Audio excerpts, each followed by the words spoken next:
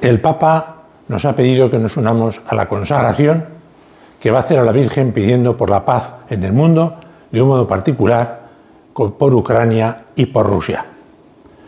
Nosotros vamos a también procurar unirnos a aquella consagración y acudimos a la Virgen, que es el conducto por el que puede derramarse la misericordia divina en nuestros corazones y así lograr que el dulce latido de la paz vuelva a sonar en los corazones de todos los hombres.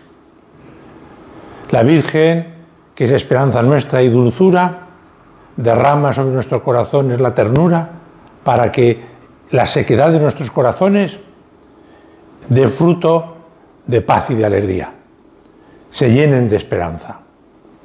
Pero para que tú y yo logremos unirnos, que nuestra Madre Santa María nos escuche bien a ese unirnos a las peticiones del Papa, hemos de procurar ser constructores de paz.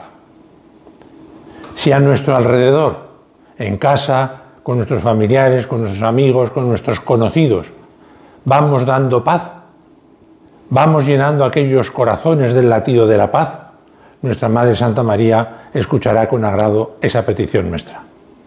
Acudamos, por tanto, bien unidos al Papa, a nuestra Madre Santa María, pidámosle con fe que derrame la misericordia divina en nuestros corazones y que de verdad el latido de paz vuelva a sonar en todas las almas. Un saludo muy fuerte y hasta la próxima. Chao, que Dios os bendiga.